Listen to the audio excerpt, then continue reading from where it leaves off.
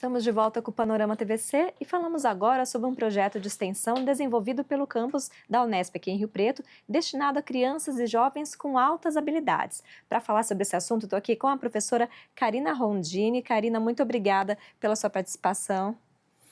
Muito obrigada a vocês pelo convite. Bom, a Karina que é a coordenadora da RAIS, que é a Rede de Atendimento Integral ao Superdotado, que é o projeto do IBILSE, não é?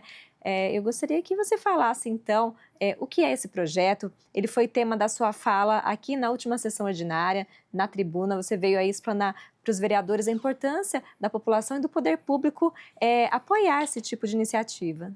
Isso mesmo. A RAIS, a Rede de Atendimento Integral Superdotado, é um projeto de extensão universitária que está em vigor na Unesp aqui no campus de São José do Rio Preto desde 2018. Como o nome diz, ele é uma rede integral em favor da pessoa com altas habilidades de superdotação. Quando a gente fala da pessoa superdotada, a gente fala de criança, adolescente, de adulto, que tem aparecido cada vez mais para a gente avaliar.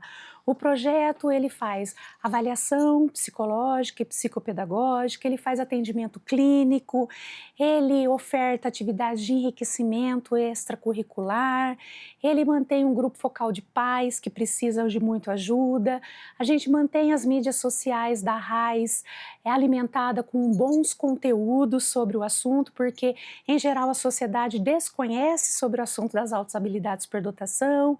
A gente oferta cursos, assessorias às escolas, enfim, é uma rede mesmo em prol da pessoa com altas habilidades de superdotação. Bom, e é importante a gente divulgar esse tipo de iniciativa, porque muitas escolas não estão preparadas ainda para lidar com esse tipo de aluno. Sim, boa parte é culpa mesmo das universidades, que quase não trabalham esse assunto na formação inicial dos professores, dos pedagogos, dos licenciandos, né? Então, é difícil mesmo quando um professor se forma, ele não sabe sobre esse assunto, mas ele vai lidar com esse assunto na sala de aula, porque quer queira, quer não, dentro das nossas classes, das nossas escolas, de 3 a 5%, pelo menos, tem altas habilidades de superdotação. E quando a gente fala em alunos com altas habilidades, não são somente aqueles que só tiram nota 10, né? Alguns têm muita facilidade em algumas disciplinas e outras não. Como que é o perfil desses alunos? Sim, o comportamento superdotado ele é multifacetado, então ele não está ligado ao QI elevado, aquele acadêmico que é bom nas disciplinas da sala de aula, matemática, português, mas nós temos alunos superdotados produtivo e criativo, por exemplo, aqueles que são bons em psicomotricidade, os esportistas, os pintores, os musicistas, aqueles que têm habilidades mais específicas, culinária, moda, enfim, é multifacetado, tem superdotação em todas as áreas, em todos os campos do saber. E no RAIS vocês conseguem identificar melhor quais são, né, essas superdotações e direcionar cada criança, cada jovem para essas habilidades? Sim, isso é o nosso intento, né? Primeiro que é libertador quando a criança, o jovem ou até o adulto recebe essa avaliação, né? Porque eles conseguem perceber que não são eles que são diferentes, na verdade, que eles que são o problema. A sociedade é que muitas vezes não consegue perceber que somos todos plural, né? Somos todos diferentes, tem a diversidade aí. E aí a gente faz os encaminhamentos necessários. Algumas pessoas precisam de algum atendimento clínico para resolver algumas situações, para se entender melhor, para conseguir se blindar melhor, como se desenvolver nessa sociedade hostil aos diferentes em geral. Alguns são indicados para fazer atividade de enriquecimento, enfim, cada caso é um caso. Quando a gente trabalha com o público da educação especial, cada caso é um caso. E quais, você está falando aí sobre algumas dificuldades, né, no dia a dia deles, nas escolas, nos relacionamentos, quais são essas dificuldades? Olha, a primeira dificuldade é ser percebido dentro da escola. Esse público da educação especial, especificamente, ele é meio que invisibilizado na sala de aula. Ele não é um público da inclusão, como a gente pode dizer, porque ele nunca saiu da escola, ele nunca esteve fora da escola, mas não necessariamente por estar lá dentro ele foi visto. Por quê? Porque muitas vezes alguns comportamentos são naturalizados. Então é um aluno que talvez não te dá muito trabalho, ou que tira boas notas, ou que é mais quieto, enfim. Às vezes ele é mais visto quando tem um fator de personalidade mais inquieto, aí ele pode não ser percebido com altas habilidades, mas com outros transtornos, alguma coisa nesse sentido. Então esse aluno, a literatura diz que é o que mais perde tempo no banco escolar, esperando que os outros já entendam o que ele já entendeu, às vezes tendo que ficar quieto, não levantando o dedinho para perguntar, porque só ele quer perguntar, porque é uma cabeça muito pensante, com muitas perguntas, é uma inquietação, e às vezes os professores podem considerar isso como uma afronta, mas não é. É uma ânsia por saber muito grande que eles têm. Bullying, às vezes eles sofrem bullying porque é o sabidão da sala de aula, é o que sabe tudo, é o que fala toda hora, é o que quer sempre responder.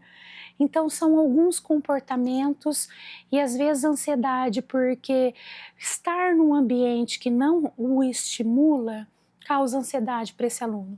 Muitos pais relatam dos alunos não quererem, dos filhos não quererem mais para a escola porque eles não aprendem nada lá, nada de novo. Então isso é muito doloroso. É uma questão, então, não só da educação, mas da socialização também, né? Tem todas essas questões envolvidas. Nós estamos falando aí, então, de 3 a 5% dos estudantes, é isso? Olha, a gente pode falar até um pouco mais. Se a gente pensar ali só num QI, a gente poderia pensar de 3 a 5%, mas quando a gente pensa no produtivo criativo, nessa característica multifacetada da superdotação, a gente pode pensar até em 15% da população escolar com altas habilidades de superdotação. Então, se a gente não tem esse público cadastrado no censo educacional do INEP na nossa cidade, a gente tem que se perguntar, não existe ou a gente não está vendo? Muito provavelmente a resposta é a segunda alternativa, gente que não está vendo. Bom, aqui em Rio Preto, por exemplo, são 129 alunos cadastrados, é No isso? último censo educacional de 2024, é muito pouco. E de que forma que é possível fazer essa identificação, a partir de que idade?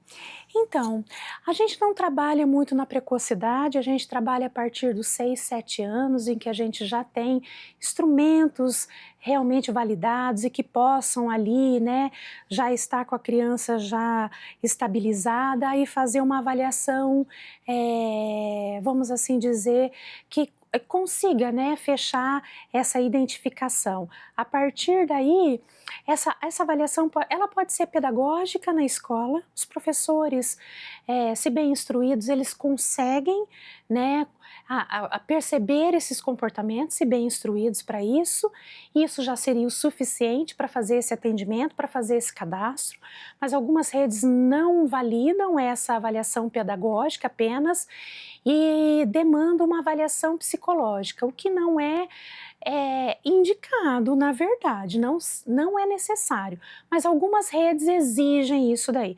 Aí então entraria o psicólogo, que é aquele detentor do saber que pode usar testes psicológicos para fazer essa avaliação bem completa, na verdade.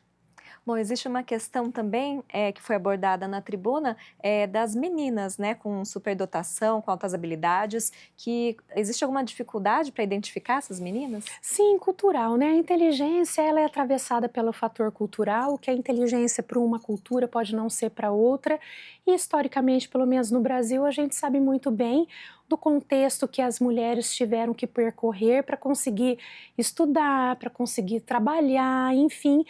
E na superdotação não é diferente, né? Então hoje nós temos nem 50 mil estudantes com altas habilidades cadastrados no censo educacional, quando a gente esperaria pelo menos 1 milhão, e entre esses cadastrados, as meninas negras são as menos identificadas ali dentro. Então a gente consegue ver que o fator sociocultural afeta diretamente.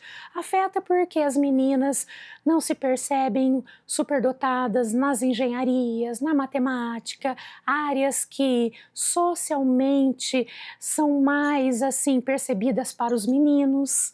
né? Então nós temos vários fatores aí, aqueles que, por exemplo, acreditam que a superdotação acontece só em ambientes mais enriquecidos, então crianças periféricas não são superdotadas. Tem uma série de concepções equivocadas que ajudam nessa subnotificação entre os subnotificados já, que é os superdotados. Bom, e seria importante essa notificação para que haja mais políticas públicas nesse sentido de promover essas habilidades, não é? Enriquecer aí as oportunidades para essa parte da população e de que forma então que a população pode ajudar, quem estiver se identificando aí com essa questão, os pais, os próprios alunos. Olha, é muito importante, procurem auxílio, procurem informações. Nós temos as nossas mídias sociais, depois eu acho que vocês podem passar, o nosso WhatsApp também, né? O nosso Instagram é atendimento.rais, a Rais é R-A-I-S, né? Nos procurem, tem outros projetos também, mas é muito importante nós buscarmos informações a respeito.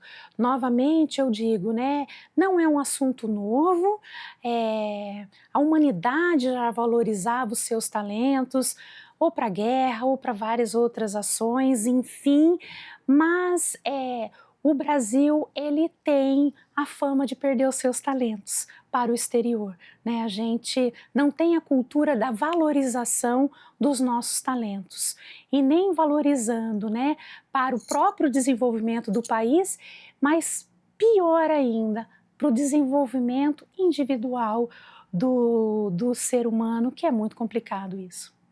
Bom, quem estiver assistindo a gente, tiver interesse em participar desse programa, pode ir até o IBIUS, entrar em contato pelas redes sociais, né? É preciso pagar uma taxa para participar? Não, não é. Tem alguns serviços que são gratuitos, tem outros que não, a avaliação não é, mas a gente oferta muita coisa. O mês que vem nós teremos o Mega Encontro da Rais, que é um evento que a gente traz pais e filhos para dentro do IBIUS para passar um sábado com a gente, fazendo várias atividades. Isso é aberto ao público, né?